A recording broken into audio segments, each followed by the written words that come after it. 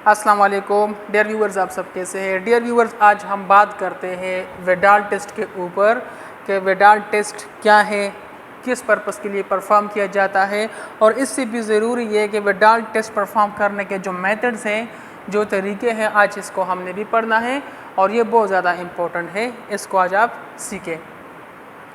अच्छा dear viewers, Widal test का description हम जान लेते हैं कि विडाल टेस्ट क्या है।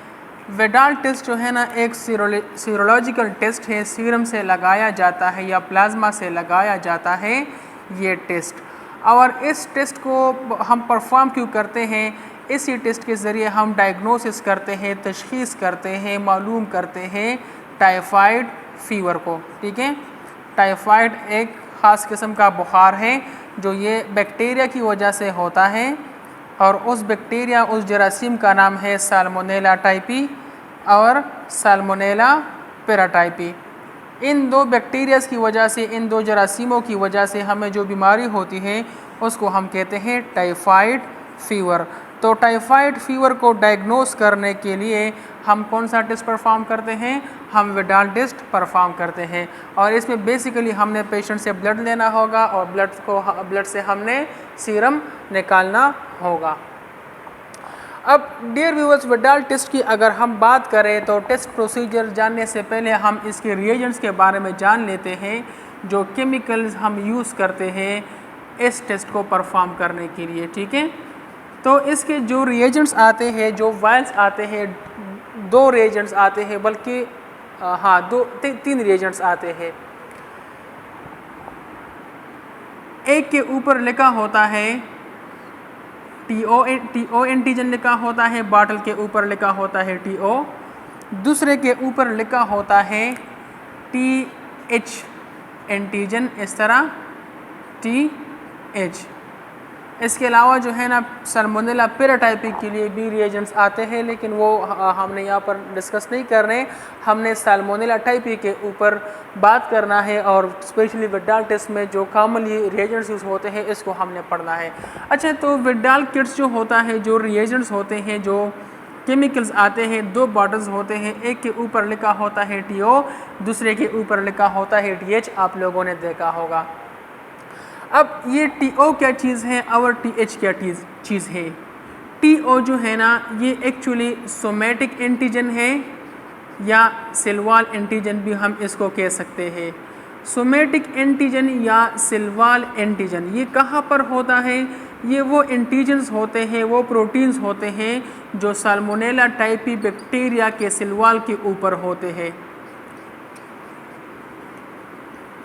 ठीक है, TO ये स्पेसिफिक एंटीजन है, स्पेसिफिक प्रोटीन है, बैक्टीरिया के ऊपर होता है, और ये स्पेशली बैक्टीरिया के सिल्वाल के ऊपर होता है। ठीक है, तो TO एंटीजन सिल्वाल एंटीजन है। TH एंटीजन जो होता है, TH एंटीजन जो है, इसको हम फ्लैजेलर एंटीजन भी कहते हैं। फ्लैजेलर एंटीजन क्योंकि ये एंटीजन बैक्टीरिया के फ्लैजेला के ऊपर पाया जाता है। जैसा कि आप लोगों को पता होगा कि बैक्टीरिया जो होती है, बैक्टीरिया उसका सिल्वाल भी होता है, उसके ऊपर फ्लैजेला भी होती है, और भी सारे स्ट्रक्चर्स होते हैं। फ्लैजेला के ज़रिए बैक्टीरिया मूव करती है, तो वो एंटीजन जो बैक्टीरिया के फ्लैजेला के ऊपर होता है उसको हम कहते हैं TH एंटीजन। तो ये विडाल के रिएजेंट्स हैं जिसके ज़रिए हम ये टेस्ट परफॉर्म करते हैं, हम ये टेस्ट लगाते हैं। अब देखिए प्रोसीजर को। टेस्ट लगाने का जो प्रोसीजर है, 3 मेथड से हम यह टेस्ट परफॉर्म कर सकते हैं विडाल टेस्ट। एक होता है रैपिड स्लाइड टेस्ट, जो एक क्वालिटेटिव टेस्ट होता है, मतलब हम क्वालिटी का पता लगाते हैं कि आया ये बैक्टीरिया, ये एंटीजन है कि नहीं है, टाइफाइड फीवर है कि नहीं है। दूसरा हमारे पास होता है सेमी क्वांटिटेटिव स्लाइड मेथड। इसमें मतलब थोड़ी सी हम वो क्वांटिटी का भी पता लगा सकते हैं, टाइट्रेशन का पता लगा सकते हैं। और तीसरा होता है ट्यूब्स मेथड जो फुल क्वांटिटेटिव मेथड है। अब टेस्ट परफॉर्म करने के लिए हमने क्या करना होगा? टेस्ट परफॉर्म करने के लिए हमने पेशेंट से ब्लड लेना होगा।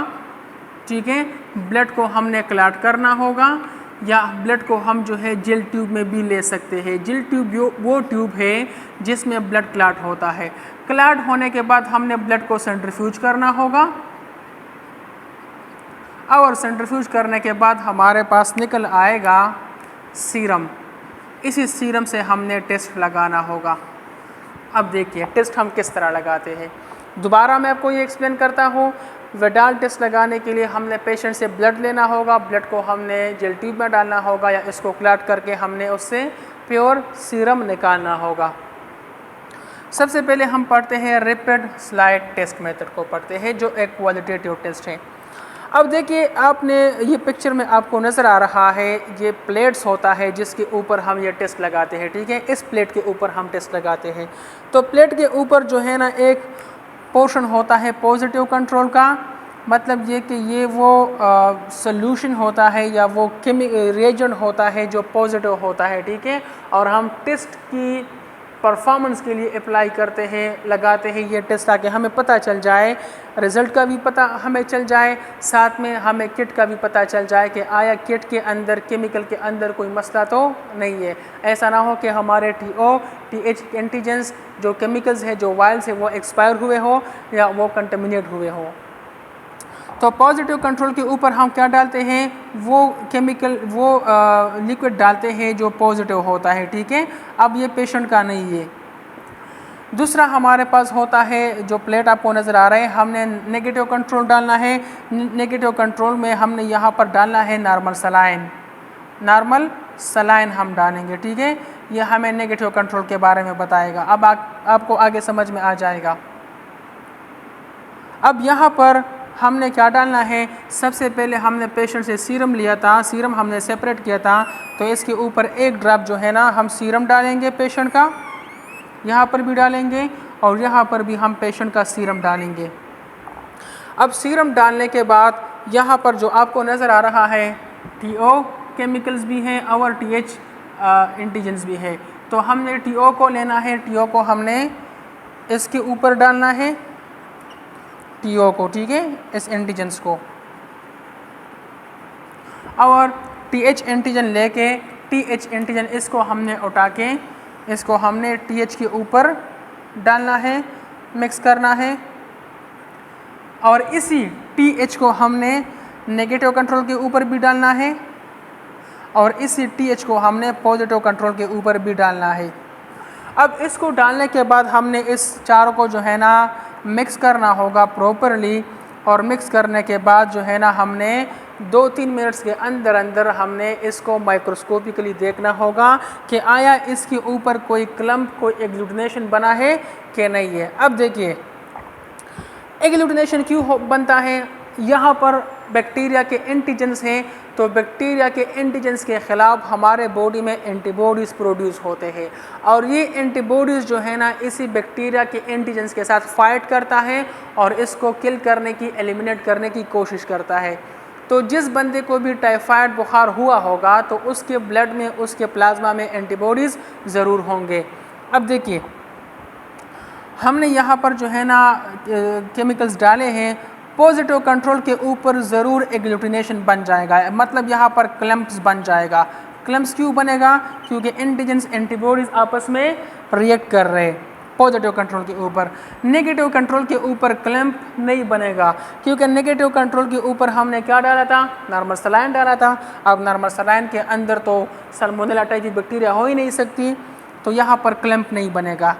अब अगर पेशेंट को टाइफाइड होगा तो TO एंटीजेंस और TH एंटीजेंस के ऊपर, दोनों के ऊपर भी एग्लूटिनेशन बन सकती है, इसके ऊपर भी बन सकती है और इसके ऊपर भी एग्लूटिनेशन बन सकती है। तो अगर दोनों के ऊपर एग्लूटिनेशन आ जाता है, क्लम्प आ जाता है, यहाँ पर ग्रेन्यूल्स बन जाते हैं, ये केमिकल्स ख़राब हो जाते हैं, आपको पिक्चर में नज़र आ रहे हैं, तो ये टाइफाइड पॉजिटिव होगा, ठीक है, विडाल पॉजिटिव होगा।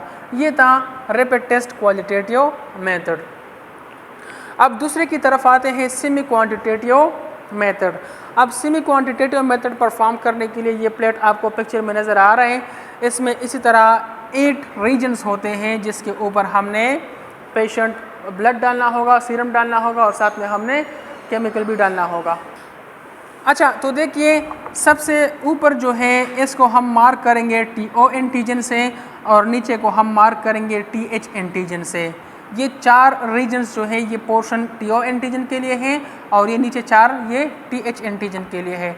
अब देखिए सबसे पहले हमने यहाँ पर इस पहले वाले पे हमने डालना है 80 माइक्रोलीटर सीरम हमने डालना है। क्या डालना है? 80 माइक्रोलीटर हमने सीरम डालना है। इसका जो टाइट्रेशन बनेगा वो 120 टाइट्रेशन बनेगा। अगर हम पेशेंट का सीरम 40 माइक्रोएल डालेंगे तो ये 140 टाइट्रेशन बनेगा। 20 माइक्रोएल हम डालेंगे तो ये 1/80 टाइट्रेशन बनेगा।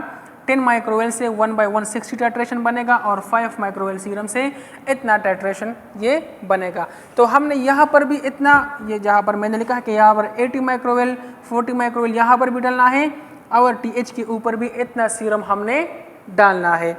अब सीरम डालने के बाद हम क्या करेंगे, इसके ऊपर हम एक ड्रॉप TO ऐड करेंगे। यहाँ पर भी एक ड्रॉप TO एंटीजन डालेंगे, यहाँ पर भी एक ड्रॉप TO एंटीजन डालेंगे, यहाँ पर भी और यहाँ पर भी। अब सिमिलरली यहाँ पर हमने क्या डालना है, यहाँ पर हमने TH एंटीजन डालना है एक के ऊपर। यहाँ पर भी TH एंटीजन डालेंगे, यहाँ पर भी एक ड्रॉप, यहाँ भी एक ड्रॉप, यहाँ भी और यहाँ भी हम एक ड्रॉप TH एंटीजन डालेंगे। अब देखिए इसको डालने के बाद हम इसको जो है ना मिक्स करेंगे और मिक्स करने के बाद 2-3-4 मिनट मिक्स करने के बाद हम रिज़ल्ट को देखेंगे। अगर यहाँ पर एग्लूटिनेशन बन जाता है 180 के ऊपर एग्लूटिनेशन बन जाता है तो इसका मतलब ये कि ये सस्पेक्टेड केस है, इस बंदे को टाइफाइड हो सकता है, ये बॉर्डर लाइन है। अगर 160 के ऊपर टाइट्रेशन यहाँ पर एग्लूटिनेशन बन जाता है, क्लम्प बन जाता है, ठीक है, ग्रेन्यूल्स लाइक स्ट्रक्चर्स आ जाते हैं, तो ये इसका मतलब होगा कि ये टाइफाइड विडाल पॉजिटिव केस है और इस पेशेंट को टाइफाइड फीवर हुआ है। तो मतलब ये कि 40 से अगर कम होता है, 20 से अगर कम के ऊपर वो एग्लूटिनेशन आ जाता है तो इसका मतलब ये होगा कि इस पेशेंट को टाइफाइड नहीं है। आसान अल्फाज में अगर 1/80 के ऊपर एग्लूटिनेशन आ जाता है तो ये सस्पेक्टेड केस होगा, 1/80 से कम आ जाता है तो ये नेगेटिव टाइफाइड होगा। अगर 180 से क्रॉस कर जाता है, 160 के ऊपर एग्लूटिनेशन बन जाता है, 320 के ऊपर बन जाता है तो ये टाइफाइड पॉजिटिव केस होगा। इसके बाद आता है ट्यूब्स मेथड, इसको हम इंशाल्लाह नेक्स्ट वीडियो में एक्सप्लेन करेंगे। डियर व्यूअर्स, अगर आपको ये टॉपिक अच्छा लगा है तो इसको लाइक करें, इसको शेयर करें और चैनल को सब्सक्राइब करें। Thank you so much.